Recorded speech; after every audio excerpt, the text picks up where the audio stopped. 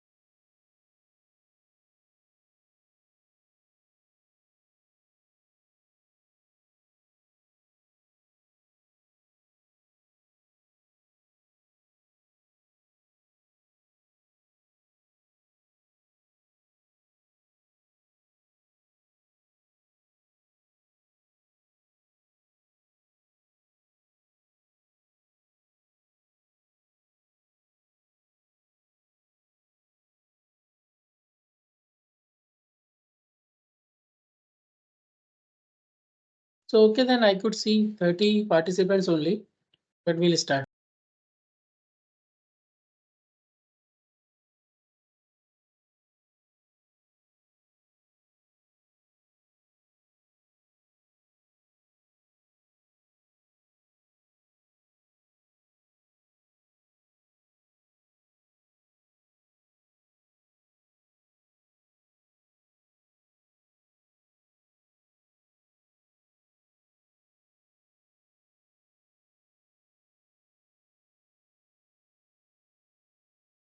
Ah, are you able to see my screen, my PPT?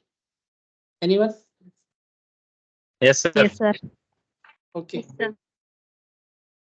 Okay. So before I start class, is there any doubt related to any previous class?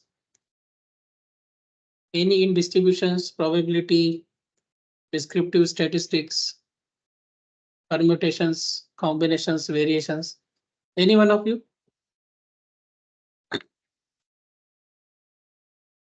No. Okay, then we'll start.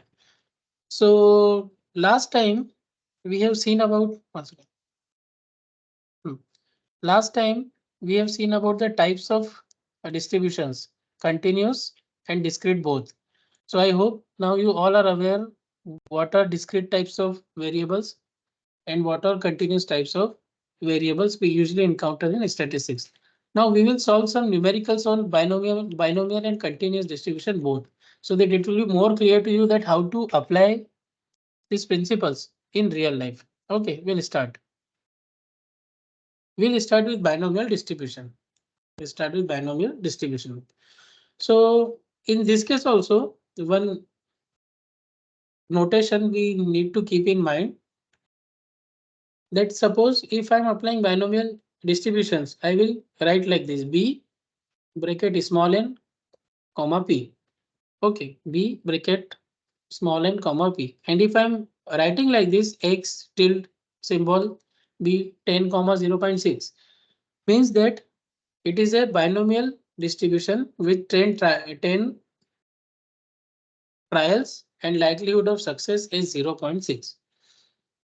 Okay, it is a binomial distribution with 10 trials and likelihood of success is 0.6. This is how we denote binomial distribution. Now, just to give you a glimpse of what I discussed in last class, a Bernoulli event is what? which outcome we expect for a single trial in Bernoulli event. I did not discuss about the number of trials, but in binomial event, what we see is that we see the number of times we expect to get a specific outcome. Okay, so I also told you that any Bernoulli event, when repeated over multiple times, can be categorized into binomial event. Okay, a Bernoulli event, when repeated many times in terms of experiments or different types of trials, it can be categorized into binomial event. So suppose there are 10 true false questions we have asked you. Okay, there are 10 true false questions we have asked you. So giving answer to any one of the question will be Bernoulli event. But when you are giving an average answer to whole quiz, that will be a binomial event. Okay, it will be a binomial event. So I hope this is clear to you. When we see from one single trial that which outcome we expect, it is a Bernoulli event. But when we expect a number of times from a set of experiments or trials, it is a binomial event. Okay, we'll proceed. So uh, uh, whenever I'm plotting a graph of binomial distribution, there will be always n plus 1 bars. N plus 1 because in binomial distribution 0 will also be an answer. Okay, this in binomial distribution, the bars will start from 0 because I told you earlier that happening of 0 or something 0 is also a happening of 0 is also a particular probability, right? So in graph of binomial distribution, there will always be n plus 1 bar. If n number of data sets are there, a bar at the 0 point will always be there. Okay, so if there are n number of experiments, there will be n plus 1 bars in the graph. Okay, I hope this is clear to you. Now, what is the formula for binomial distribution? What is the formula for binomial distribution? We write this formula like this: P of capital H is equals to K equal to factorial N divided by factorial K upon factorial N minus K into P raised to the power K into 1 minus P raised to the power N minus K. Okay, here N is what? N is number of trials. N is number of trials. Small p is the probability of success and K is expected outcome. And together all these are known as parameters. Okay, together all these known as parameters. So P a capital H equals to K equal to factorial N upon factorial K factorial N minus K P raised to the power K 1 minus P raised to the power N minus K. Just 1 minute.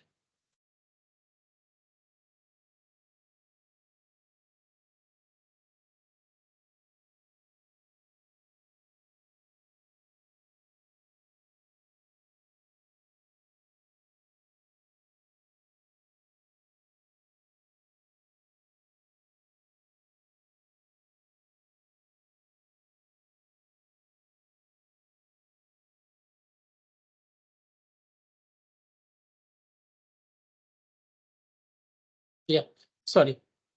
So this will be the formula for applying binomial distribution. I hope this is clear to you. Now, one by one, we will see some examples. Question number 1. Question number 1 is if 10% of pens manufactured by a company are defective. Okay, from a certain company is manufacturing some pens and it is observed that 10% of the pens are defective. Find the probability that a box containing 12 pens, there is a box in which 12 pens are there. And the probability that first one exactly 2 defective pens and second one at least 2. So there is a difference between these. The first one exactly 2 means we want to find the probability of exactly 2 and second at least 2. At least 2 means minimum is 2. Now greater than or equal to 2, as many as there are in the box, defective pens may occur. Okay, so we need to see the probability of both. Now first one. So here, how many pens are there? 12. So basically 12 is our N number of trials, because one by one, if you are seeing pen, whether it is defective or not, it is a trial, right? Then probability P, small p, defective pens is what? 10%. We know this is 10%. And K is 2 because we have to see the probability of exactly 2 defective pens. Okay, here initially K we will put 2 because we have to see the probability of exactly 2 defective pens. Now we'll apply formula. Capital P is equals to capital H is equal to small k factorial n upon factorial k n minus k factorial p raised to the power k 1 minus p raised to the power n minus k. Here I have put values. So n is 12. N is 12, factorial to 12 minus 2, and when I solved it, it is 0.0230. Multiply by 100. So the probability of exactly 2 pens being defective is 2.3%. Okay, the probability of exactly 2 pens being defective is 2.3%. So I hope this is clear to you. Second one, at least 2 pens are defective from that box. Okay, at least 2. Sorry, at least 2 pens are defective from that box. So here all the probabilities I need to calculate, because unless there is a equal to symbol, here there was equal to symbol. So I can solve for 1. But when it is greater than or equal to, I have to see something else also. So as per the probability theory, here now I want to calculate first whether it is 2, then probability of whether it is 3, then probability of whether it is 4 up to 12. Right? I have to keep H different. I have to keep K different in the formula. N and P are fixed. N is 12, P percentage 10% is fixed, but K will change. But there is one more route to it. I told you already. I told you last time when we are seeing complement. Suppose there is a probability of A something happening and A complement something not happening. So when I add both, the equal will be 1. Okay, the equal will be 1. So here we will apply that formula. So if I'm seeing at least 2 pen defective, at least means 2 can be there, 3, 4, 5, any number of pens will be there. So in this case, what I will do is that I will simply calculate probability of pen being defective 0, probability of pen being defective 1, and I can subtract it from 1. So remaining what I'll be what numerical value I'll be obtaining will be sum of h equal to 2, h equal to 3, 4, 5 up to 12. Right? So first I will put h equal to 0 means k equal to 0. So 12 factorial 0, 12 minus 0, 28.24. Then p h equal to 1. I put all this value 37.65. Then I can minus it from 100. So 100 minus 28.24 minus 37.6, 34.16%. Right. So there is 34.16 probability that there will be at least 2 pens defective in the box. Okay. 34.16% probability that there will be at least 2 pens defective in the box. Now, just to learn, what you can do is that you can calculate all this by changing K. Okay, in a simple way, in a straight way. First, we will put K equal to T 2, K equal to 3, 4, 5 like that you put, and then you find the answer. It will be same. Okay. So I hope this particular question is clear to you. Second one. Find out the probability. No, first they are giving a statement. A statement is probability that any moment one telephone line out of 10 will be busy is 0.2. Okay. Find the probability that 5 lines are busy. Okay. Probability that any moment one telephone line out of 10 will be busy. So 1 out of 10 means the probability is of course okay, probability also they are given. There is one is not given, 0.2 already given. Okay, so our parameters will be n equal to 10 because number of trials will be then 10 because 10 lines are there. Probability of being busy is 0.2, that is 20%. And we have to find out the probability that 5 lines are busy, k equal to 5. Okay, so to find p of capital H equal to k, what we have to do is that we have to put n equal to 10, capital P 02 and K 5. So P capital H equal to small k will be all these things and 10 K 5 and all 2.64%. So there is a probability of 2.64% of 5 line being busy out of 10. Okay, I hope this is clear to you. Third one. So third one is according to a survey, the probability of randomly selected 90-year-old Canadian male survives for at least one more year is 0.82. Okay, there is a survey and the probability of randomly selected 90-year-old Canadian male who will survive for at least one more year is 0.82. So if 20 Canadian males are randomly selected, what is the probability exactly 18 survives for at least another year? Okay, exactly 18 survives. Here they are saying exactly.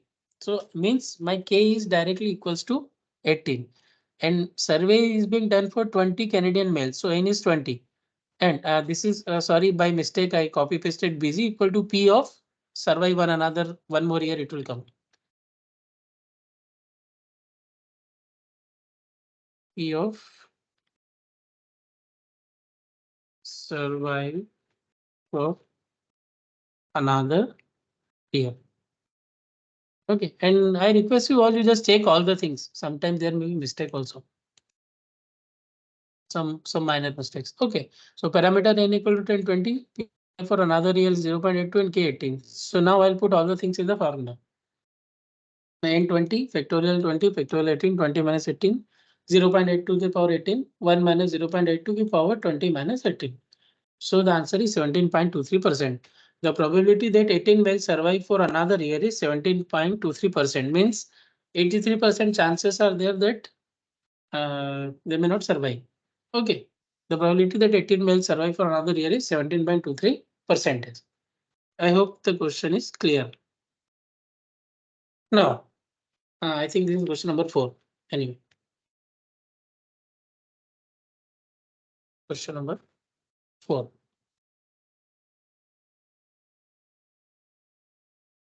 In continuation of question 3, I think 3, yeah, here also it will be 3. In continuation of question 3, what is the probability that at least 18 will survive for another year? Now, here is a catch. There they ask exactly 18, right? Here they have changed the term and they are asking for at least 18. So at least 18 means I should find probability of 18, then 19, then 20, and then I have to sum it up. Okay, right? 18, 19, and 20.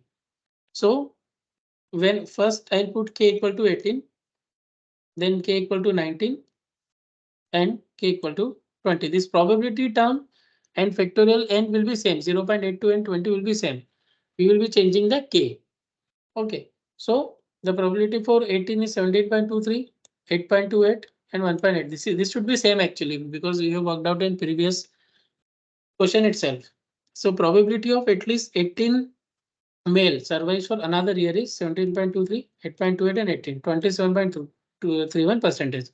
There is a probability of 27.31% that at least 18 Canadian males will survive for one more year.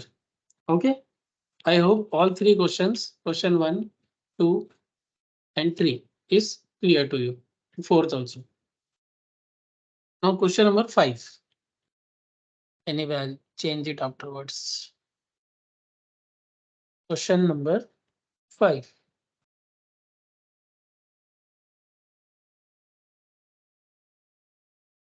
In the United States, 40% of the population have brown eyes.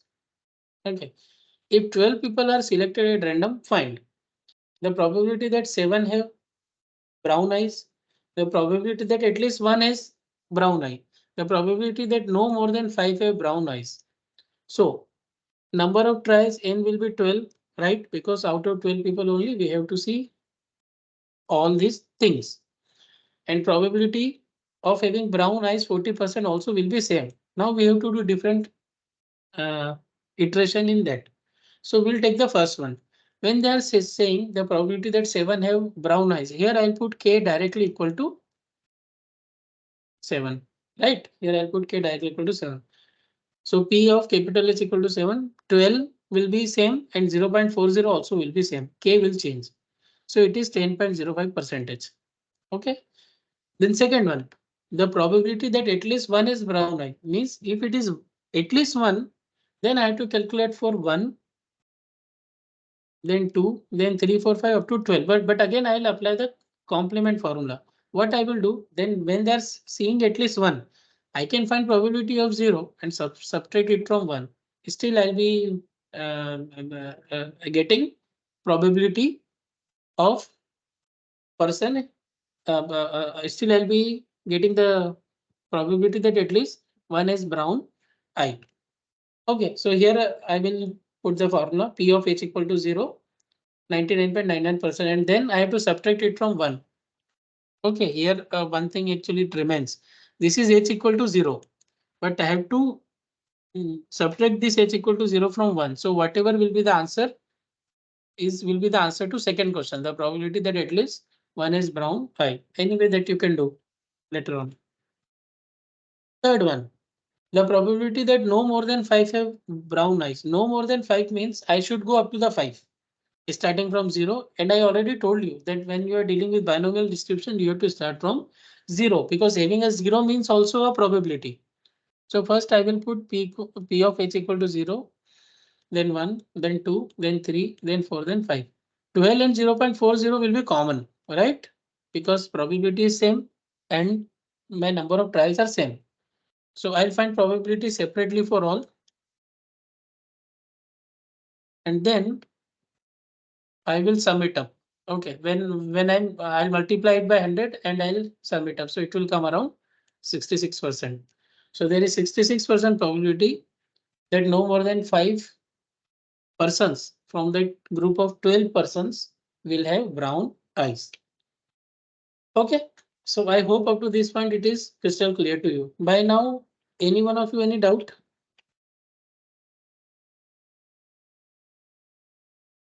Anyone?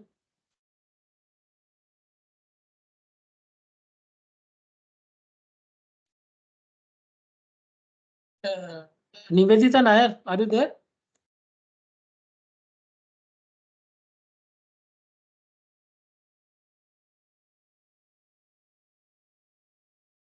Nivedita Nair, are you there?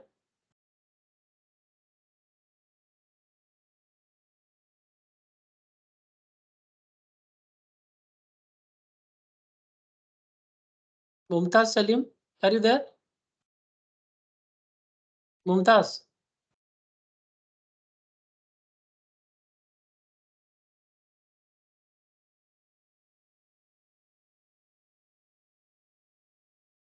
Nivedita Nair, actually last 2-3 class also I asked you once and you didn't responded. Are you there or not?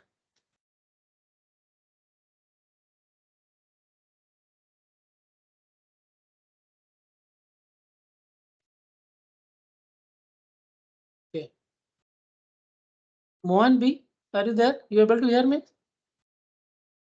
Yes, sir. Okay, Mohan, what is NPK in binomial distribution formula? Small n, P and K. Yes, sir. What?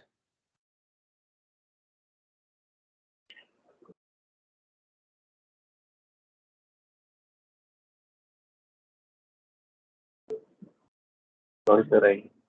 Okay, but you should be cautious in the class. That's a very basic question. Okay, sir. Anyway, I'm recording it and I'll be uploading. That time you should see it cautiously. Okay. Okay, sir. Archa, you able to hear me? Hello, sir. Okay, so can you just tell me what is NPK in binomial formula? What does it denote? What these three alphabets denote in binomial distribution formula? P H equal to K. That equation, sir. Is that No, I'm asking. We use three parameters always in binomial: N, P, and K. So, yeah. Equal to number of number of. trials. Okay. P probability of success and Okay. K expected outcome. K. Expected outcome, sir. Yeah. Expect that. Good. So whosoever are friends with Nivedita Nair and Mumtaz Salim, you tell them that I was asking for them.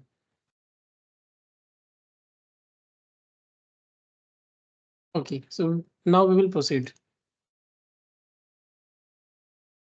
So I hope up to this point all things are crystal clear to you. Now we will see normal distribution.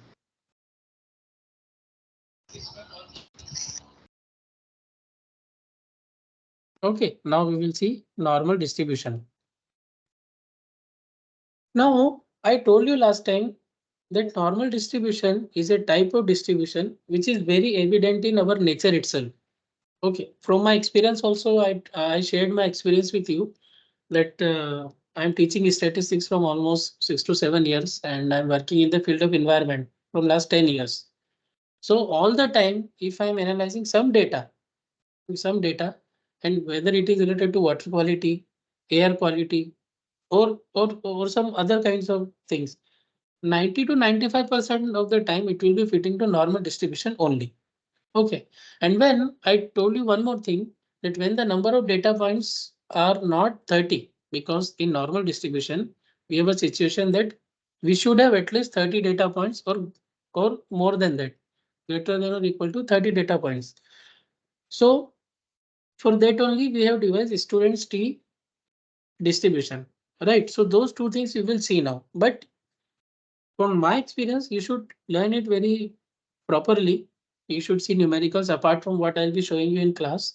You should see some more numericals and you should try to fit your data. Whatever data you are generating, you should try to fit that so that you will be able to predict and you will be able to draw more insights or more other angles or more other perspective in your data itself.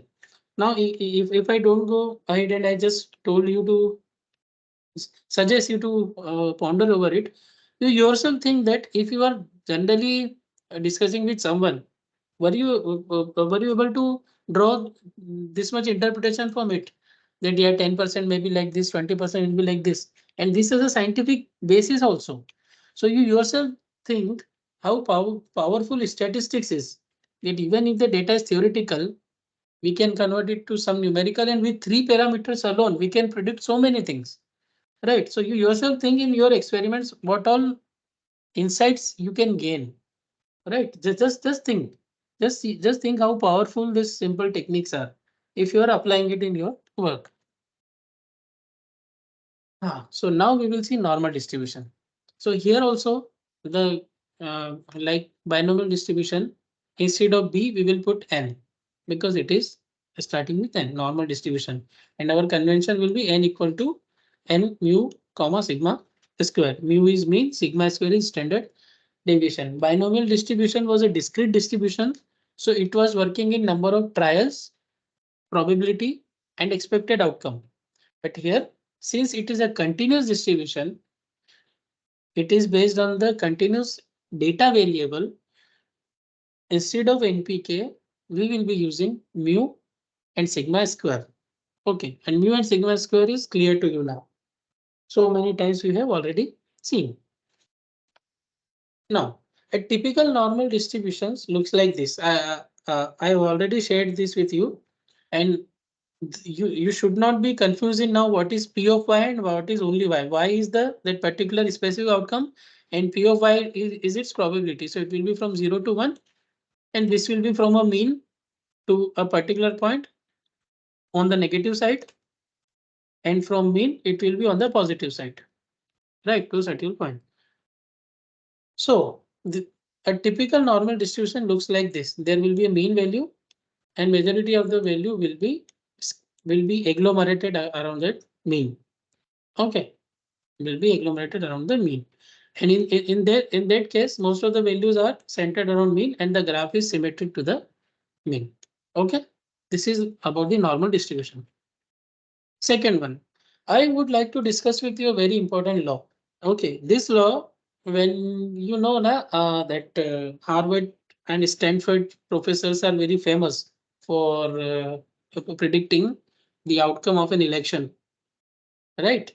They are famous, but sometimes they are brutally failed also, especially when Donald Trump became the president of US. But you have to think how they are able to predict those. Now, first thing, I already told you that normal distribution is a distribution of nature. Now, who are we? हम क्या है? हम इंसान है, right? हम human beings है, we are human beings, we are also part of nature.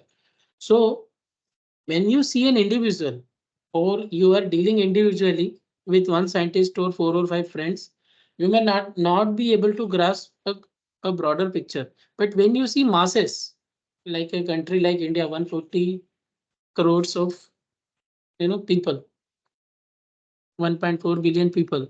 So there is a certain trend, certain pattern, certain law which it fulfills, that this much percentage are this group, this much percentage are this group, this much percentage are this group.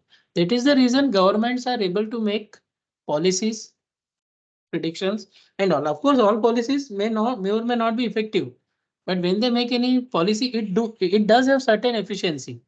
Okay, so for this government says all these taluk statistical officer, district statistical officer, and so on. So now I would like to introduce to you one very important law for a normal distribution. That law is known as 68, 95, 97% law. Okay, 68, 95, 99.7% law.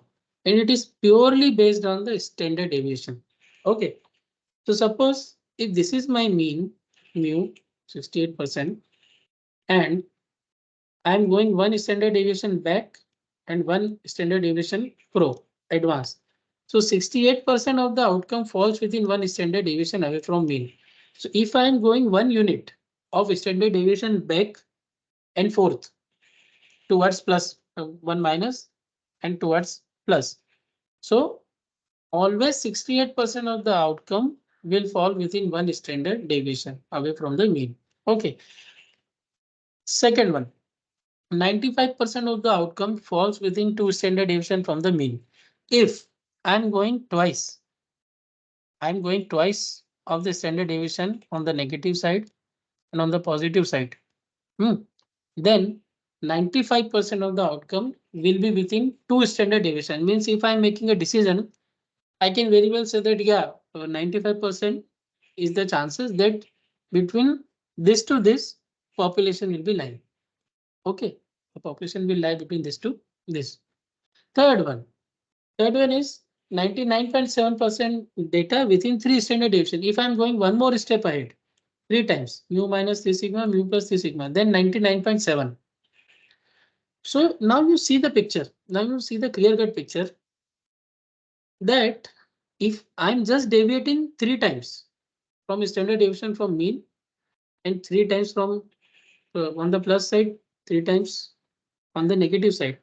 So I'm accounting 99.7% of the area.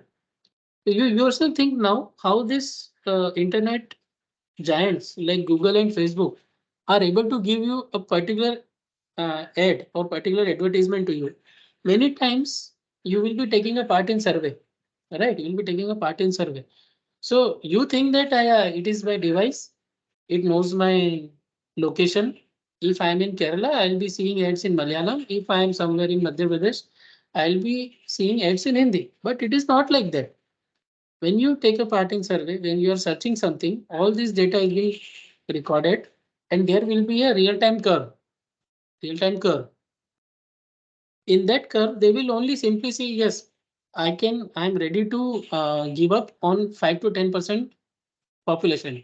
If I'm able to reach 90%, that is enough for me. That is enough for me to generate revenue and that is enough for any politician to win the election. Rest, I'm not bother about whether they are accounted or not. So you think of it seriously. How this law governs almost everything. This three 68, 94, 97 governs almost everything. So you should be able to make normal distribution curve for you, and you should be able to solve some problems related to it. Now I'll give you one example from my work itself. I am an environmentalist, right? I am working in environment engineering, and primarily my expertise is environmental impact assessment. Okay, environmental impact assessment. Try to understand. So when I say environment itself is a multidisciplinary approach.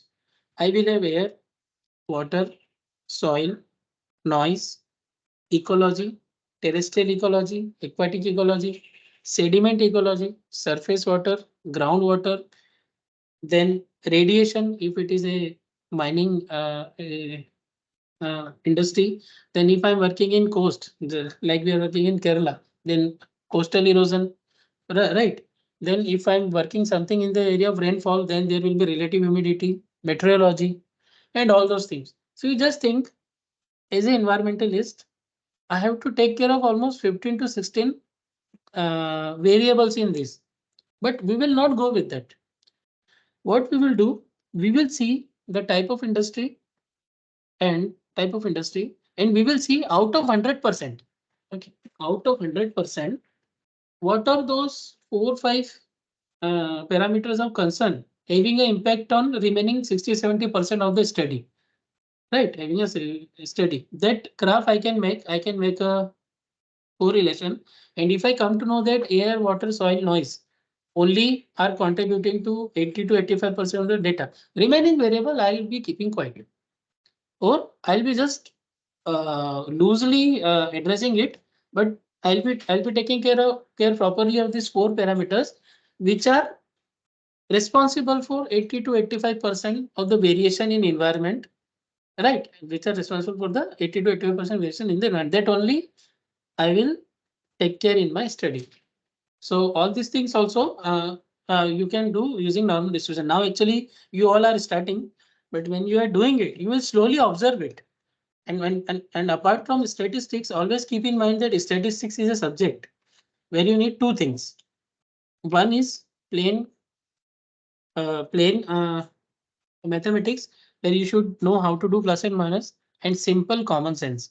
If these two things are there with you, and you are fortunate, or you are gifted with some capability to psychologically assess anyone, you can make your decisions very wise and fruitful.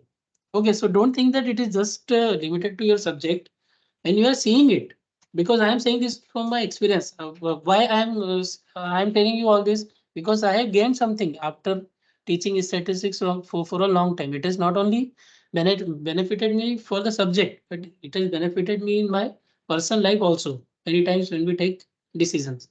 Okay, so I hope this law 68 95 99.7 is crystal clear to you. Now we will see standard normal distribution. Here I would like to give you a very important concept which will be useful for you for in almost anything. So I will not give you a background to it. I'll simply read and slowly you understand. Okay, first I will give you a brief of standard Z scores. Standard Z scores. So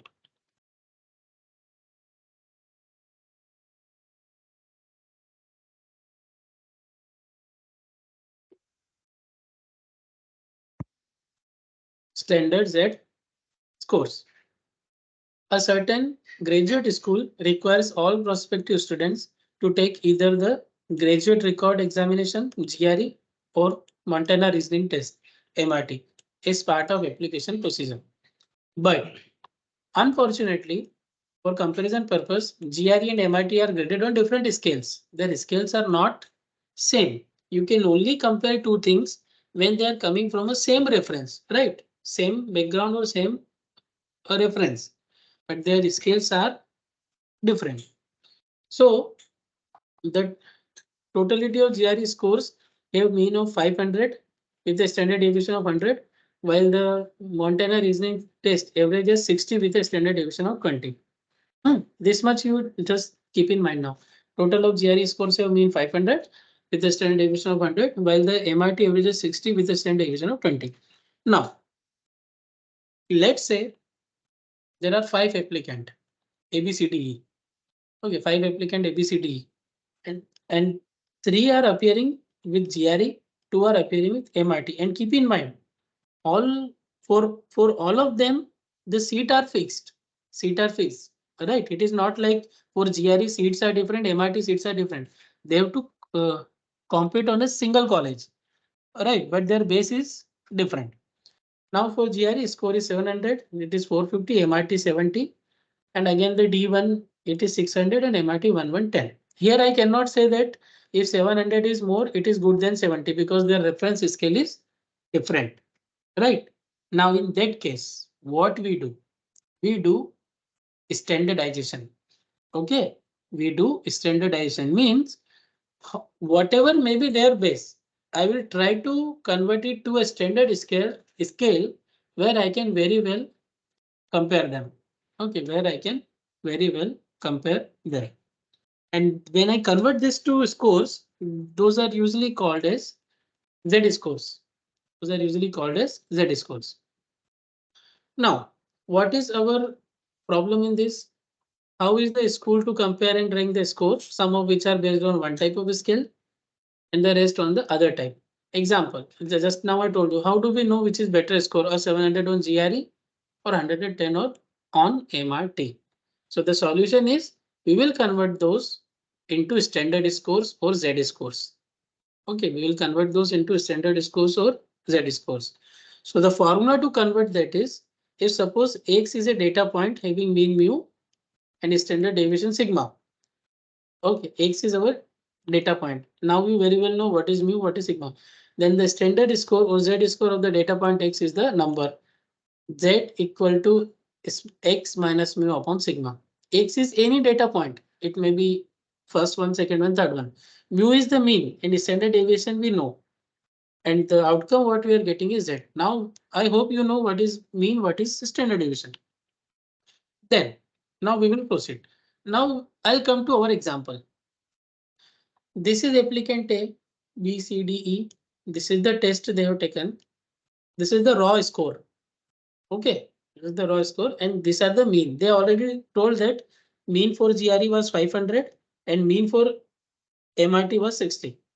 And this is standard deviation. This also they have given. There was a standard deviation of 100 for GRE and 20 for MRT, Montana Reasoning Test.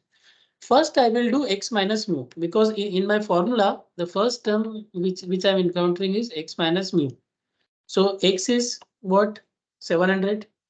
Mu is this 700 minus 500, 200.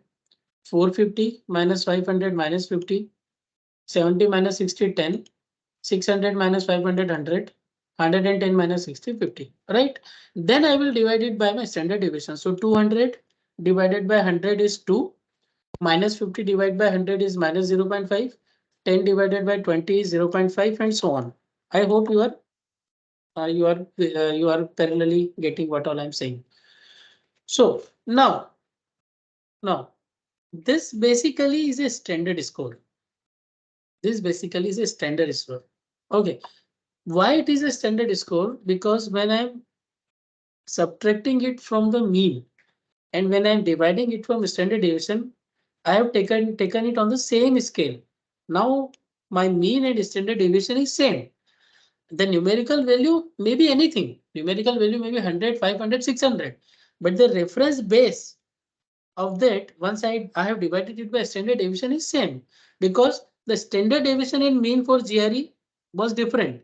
Standard deviation in mean for Montana reasoning test was different. But both will be proportional, na? Just imagine if GRE scores are more, so does mean and standard deviation are more. These are in three figures. If MRT score is less, so does mean and standard deviation. Those are also less. So proportionately they are same. But I have to quantify numbers, right? Proportionately, I know that yeah, it is same, but I should quantify it in numbers. That's why I did standardization. Now, one more example I'll give you. Suppose I am at the CB Raman block, standing at the CB Raman block, and our director is about to uh, unfurl the flag. Let's say that is 15th August. I want to come by walk. I want to come by walk. So by walk, if I start from CB Raman, it will take at least 2 to 3 minutes. Even if I'm walking first 2 to 3 minutes. Okay. But if there is a car with me or I'm coming by two-wheeler, hardly it will take 40 to 50 seconds. Even if I'm coming slow. So when I'm comparing a person by walk and comparison by scooter, I have to include both the things, time taken and the way and the point I started. Both will be proportional to each other. Right. Same case is this only. Though they are looking more, but their standard deviation and mean was also more. And if it is looking small, their standard deviation and mean will also score small. So how we will include it? Interpretation, what will be the interpretation? Applicant A scored 2 standard deviation above the mean. Okay, of his or her group. The is extra that I will read of his or her group. While applicant C scored only 0.5 standard deviation above the mean of his or her group. So relatively, applicant A did better than applicant C. Okay, more standard deviation means he has scored more, na? Right? He has scored more. So I may not be knowing the score, but I know who is better in their own terms, who is better in their own context, right? Who is better in their own right, whatever the problem may be. So applicant A scored 2 standard deviation above the mean of his or her group, while applicant C scored only 0.5. So we can certainly say that applicant A did better than applicant C. Okay. Now you try to understand the deeper meaning of it. What exactly standardization do? So anyway, in theory, I already spoke to you, but you just one more time you see. It transforms the original raw data into a set of numbers called z-scores, which have mean 0 and standard deviation 1. Always remember that whatever the data may be, when you standardize it, it will always have a mean 0 and standard deviation 1. Why should it have mean 0? Unless it is 0, how I will say that it has generated 1 standard deviation or 2 standard deviation or 3 standard deviation from the mean, right? So it will always have a mean of 0 and standard deviation 1. And I mentioned also, in fact, no matter what the original value of mu and sigma were, the z-scores of a single set of data always have mean 0 and standard deviation 1. Okay, and once two or more data standardized, means two or more than data can be standardized on a same graph. Okay, on a same graph and same scale, then we'll be able to compare. So I hope all these things are crystal clear to you.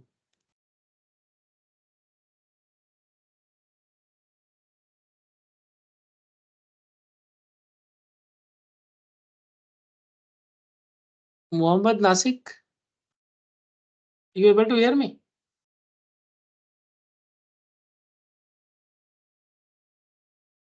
Mohammed Nasik.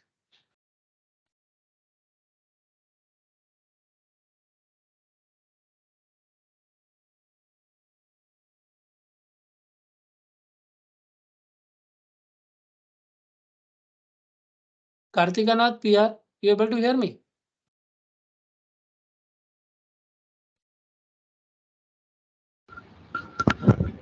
Yes, sir.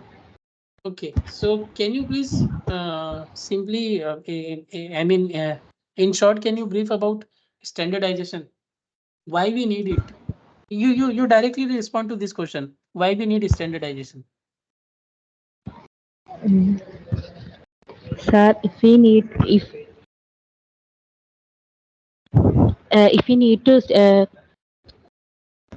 to take two different analyzing system into a similar grade or similar standard, we need to use standardization, and the scores we are obtaining by the standardization procedure is called set scores. Okay. Sridevi, are you there? Sridevi T. You able to hear me, Sridevi? Hello, sir. Sridevi, you able to hear me? Hi, sir. Sridevi? Hello.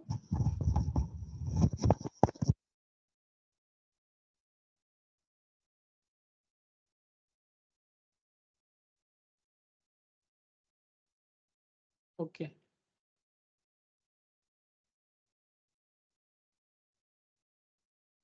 Okay, then we will proceed. Most of them I have asked already. Now we will see some examples.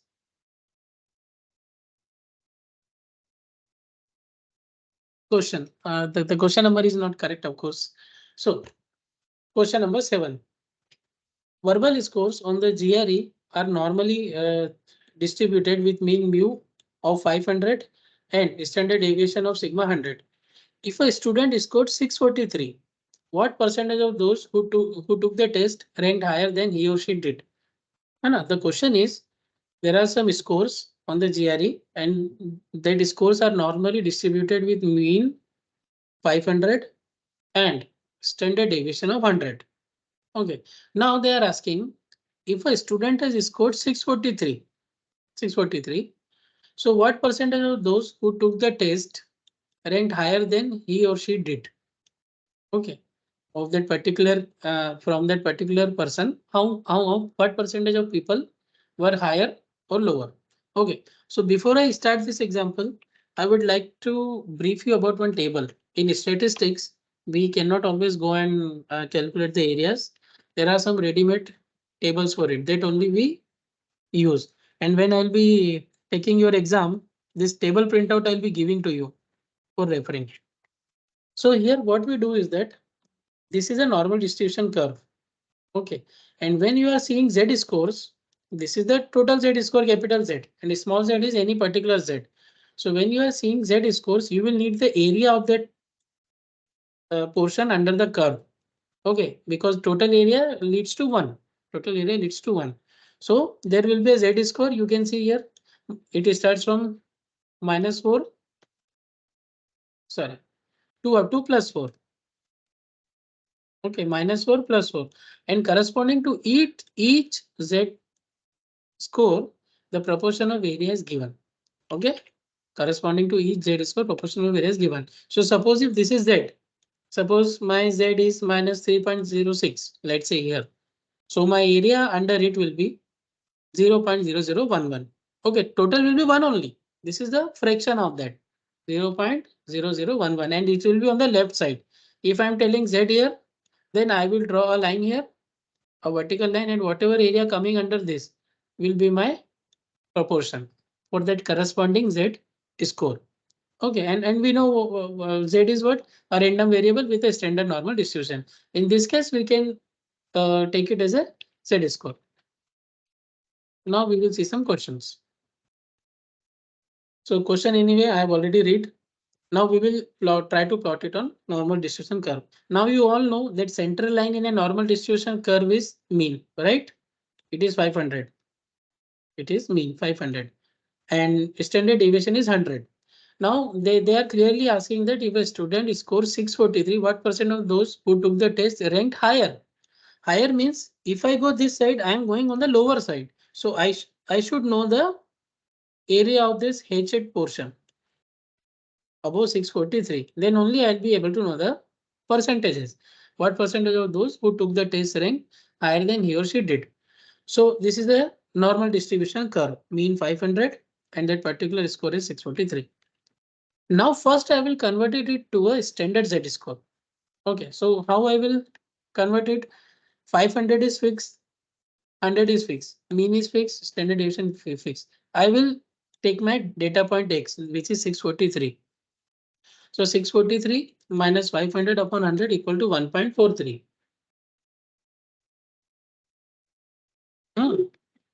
1.43. So this was our original normal distribution. And this is our standard normal distribution because we have standardized, right? We have standardized. So now my task is, and you all know that in a standardized normal distribution, mean is 0, standard deviation is 1. No, standard deviation is 1. So here, corresponding to 643, I am getting a Z score of 1.43, and I want to know this H at area. Okay, standard normal distribution. So how we will do? We will do by seeing this. We can determine the proportion of candidates scoring above 643 on the verbal portion of the GRE merely by calculating the proportion of normal distribution which fall above the Z score of 1.43. Now I already told you that when you are seeing Z score in the table, in this table, the area will be on the left side. Area will be on left side. Okay.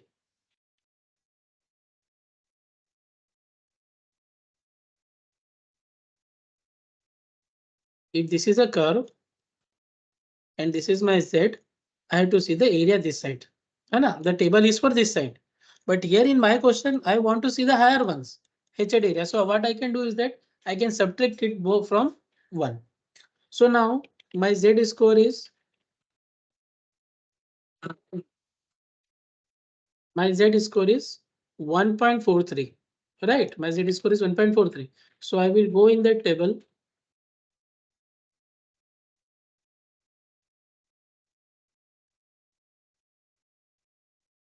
right? I will go in that table and I will see corresponding to 1.43, how much is the area, right? Corresponding to proportion of Z, how much is the area?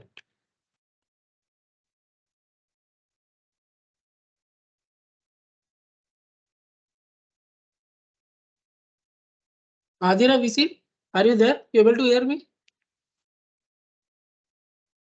Adira. Yes, sir. So Yes, sir. Adira, you tell me what is the area of the proportion corresponding to Z of 1.43? You able to see slide, right? Yes, sir. You tell me what is the proportion corresponding to Z of 1.43?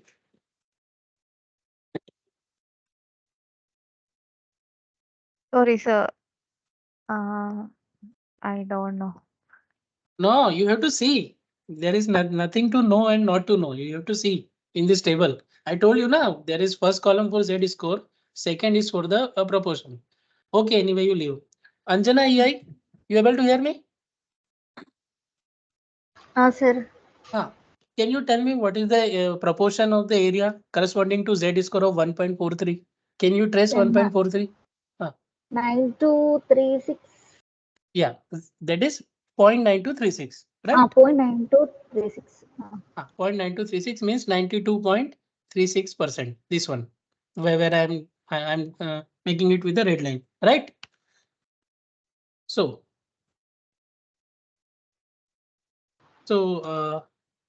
what I wanted to tell you all is that you just need to go for the Z score and then you need to see the proportion.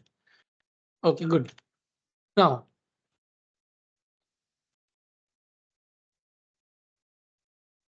you see from the table of standard Z scores, we can see that corresponding to Z score of 1.43, the proportionate area is 0.9236. But I told you earlier, when I'm seeing Z, that area will be on the left side. I want on the higher side. So what I will do?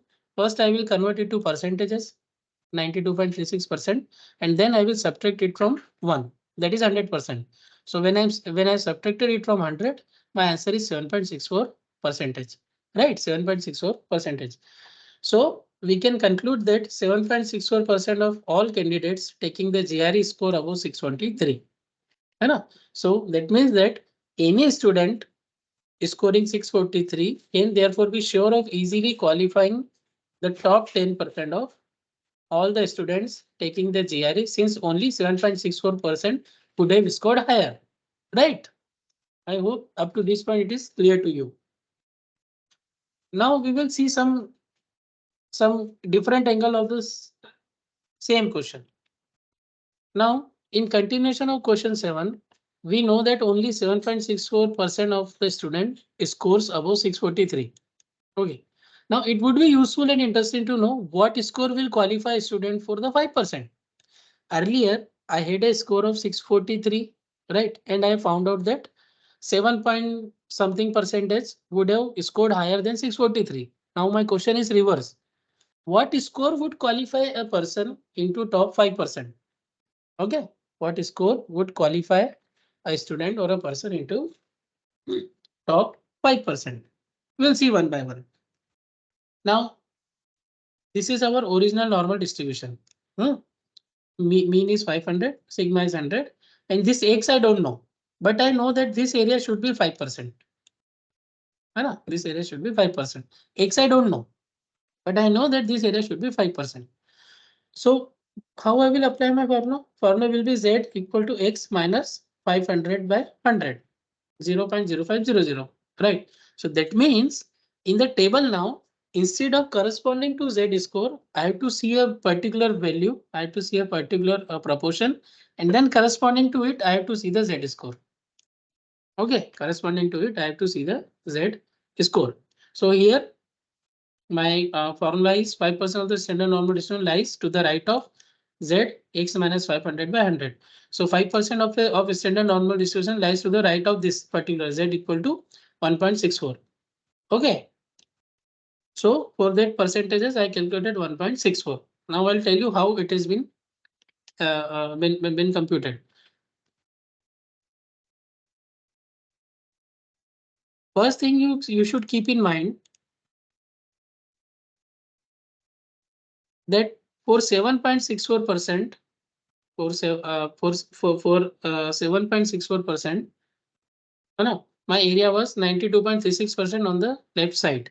Means for a Z score of 1.43, my area was 92.36%. Okay, 92.36 percentage. So what I have to do is that I will minus 5% from it. I will minus 5% from it, and I will see I have to go more 2.5% up, right? I have to go more 2.5% up. You try to understand from this point. Something is 7.43 percentage. Okay, something is 7.43 percentage. 7.64, sorry. 7.64. But I want top 5. 5%. So I will deduct 5 from it and I will get 7.64 minus 5. 2.64. So I should go 2.64 percentage more high and I should see the corresponding Z score of it. Okay, in this case, it will be 1.64. It will be 1.64. So we have seen at 1.43, that is here.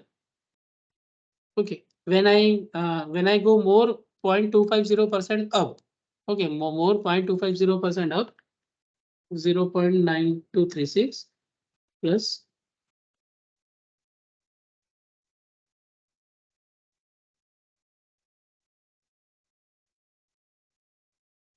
Okay, the answer will be somewhere around this 0.9500. So I'll take the lower value and I'll take the Z as 1.64. Okay, what I simply did, I have taken 2.5% and I have added in this one. So I got 94. Actually, I got 9500, but I'll take the lower of it, 1.64. So corresponding to 0.9495, the Z score is 1.64. So here 1.64. Okay. So now I can back calculate. So it is 664. So what I will conclude is that it follows that a score above 664 of GRE will put a student in top 5% of all the persons taking the test. Okay, 664. Earlier it was 643. So I have added some more 20-30 marks and the person will be in the top 5%. Okay, I hope this is clear to you. I know some of you would have doubt in how I have took Z 1.64, but that anyway you have to work out. I told you the way. I simply added 2.5% from the first one, this one. And then I got a value of 0.9500 corresponding to that 1.64 is the Z score. That you have to work out. If you don't work out, you will face difficulty in exam. So do work out. Okay. Now, question number 9. Men living in certain urban areas have mean suit size of 38. Okay. In a certain urban area, men are living and their mean suit size is 38 with a standard deviation of 2.5. Okay, with a standard deviation of 2.5. Furthermore, their suit size are normally distributed. This we need to keep in mind. Their suit size are normally distributed. If a small ready-to-wear clothing store plans to begin business, if he is planning to begin business with the initial stock of 500 suits, how many of these should be sizes between 35 and 40? Okay, we know that mean suit size is 38. So of course, if it is mean, I should have 2-3 values below minus of this, 2-3 below on the plus side. So I'm planning that I will keep between 35 to 40, right? 35 to 40. But and also I have initial stock of 500 only. So out of 500 suits, how many of suit I should take having a size between 35 to 40? Because the mean suit size is 38. All 500 I should not take this because some other customers will also come now, right? Now, what we will do, we will solve this in a particular way. Particular way means by now what we were seeing is that we were seeing Z score either left of the side, either right of the side. But now what we will be doing, we will have a particular area between two Z scores and that proportionate area we'll see. Okay, so here taking a factor of safety in size of 0.5, let's compute the proportion of men having actual sizes. So, so instead of 35 and 40, I took one more size, 0.5 less, 34.5 and more than 40, 40.5. Now we will calculate Z scores for both, right? We know that mean is already given 38, standard deviation is already given sigma, but I need to change the value of X. It is 34.5 and it is 40.5, right? So the Z score for this one is minus 1.4 and Z score for 40.5 is 1. Now we have to see a proportionate area corresponding to minus 1.4. So Adira, now you see and tell me. Now you know now how we are seeing. What is the proportional area corresponding to minus 1.4?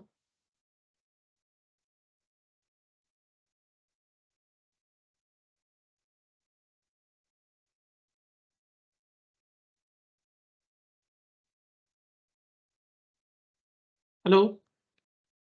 You able to hear me, Adira? Yes, sir. Now you tell One me. second. Yeah, see, you see. Take your time, but don't take more than 2 minutes. Okay, sir. Yeah. Minus 0.14, right? Yeah, minus 1.40. 40. Yeah. It's 0.0808. Yes, 0.0808. Correct. Oh, okay. Now, what was the next Z score? Anyone remember it? Yeah, like we have to minus it from 100, right? No. There were two Z scores. So second one was 1. That's what I'm asking. First one was Okay. minus 1.4. Second one Okay. was 1. So now I have to see corresponding to 1.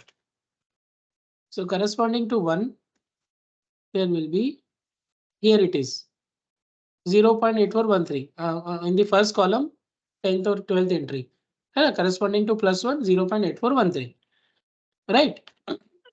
Yes, sir. I hope to all of you it is clear how I'm seeing Z values. So proportion of area for Z minus 1.0 is 0.0808 as Adira said, and proportion of area for Z equal to 1 is 0.8413. But my task was to see in between that, right? My task was to see in between that. So 34.5 is somewhere here, 40.5 is somewhere here, and this is mean. So this area I'm interested in. When I standardize it, it is minus 1.40 and this is 1 and this is mean line, standard normal distribution. So how I will see area now? 0.8413. This is the bigger one. This is the smaller one, 0.0808.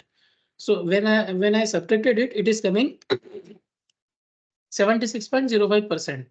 So 76.05% of 580 will come around 380. Actually, it is 500, not 580. So that means that the store should order 76% or 380 suits out of 500 between the size of 35 and 40.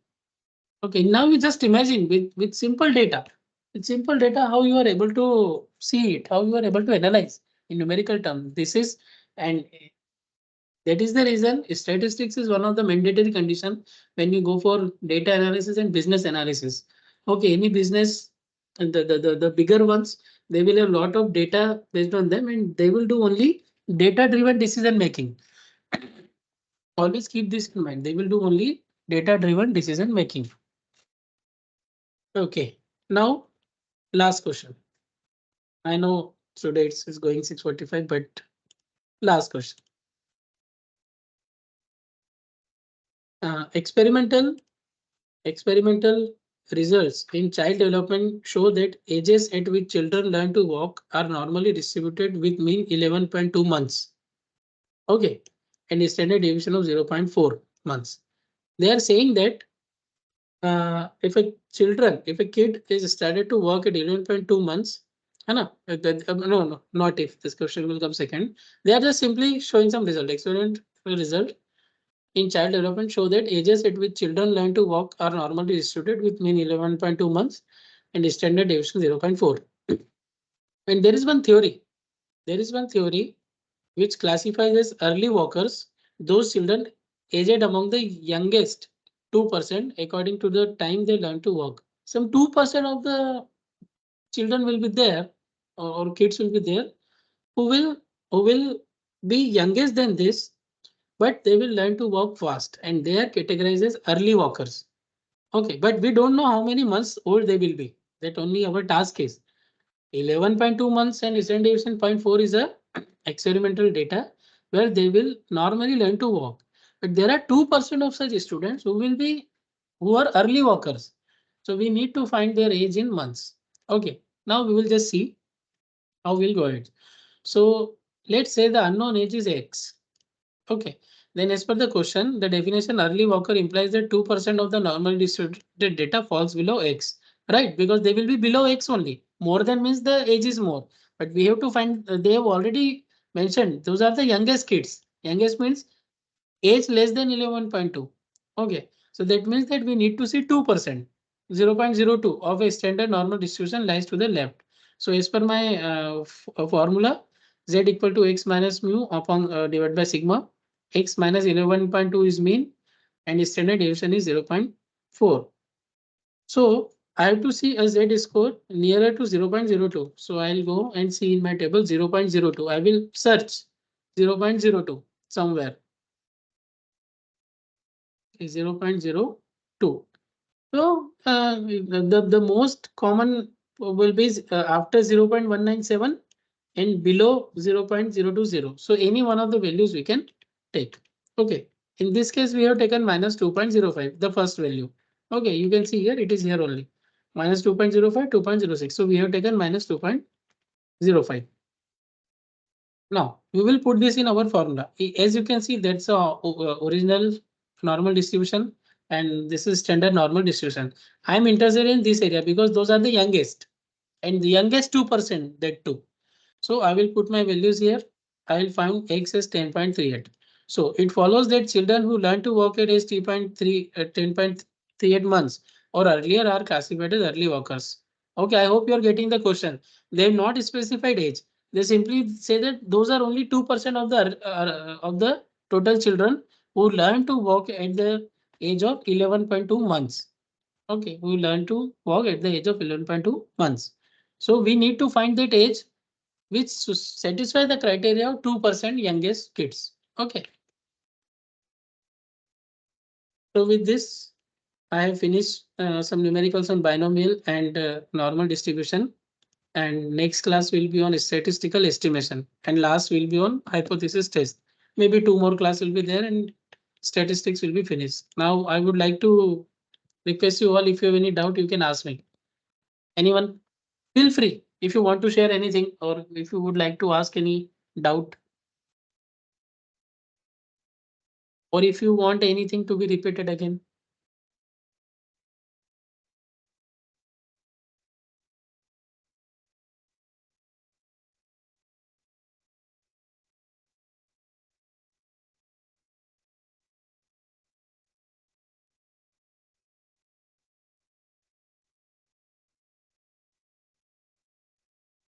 Sophie, Mariam, are you there?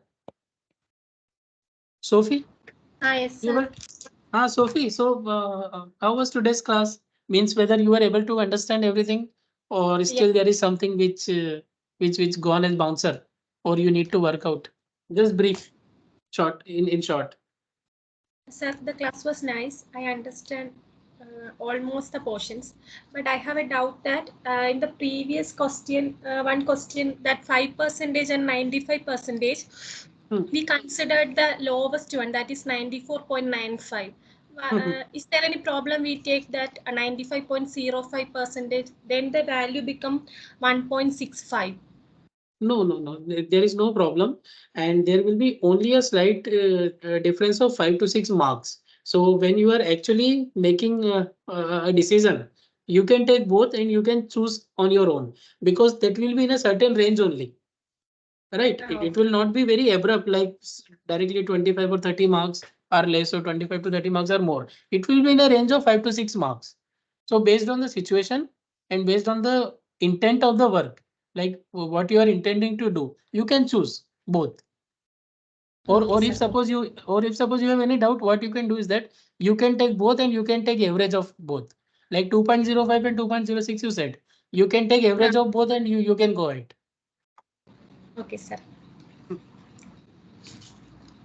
Rumaisa, Anam, are you there?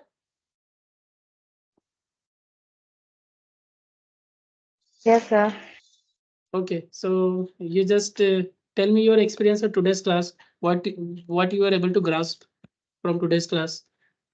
Any new information you received today? Yes, I understood everything, sir. Okay, good.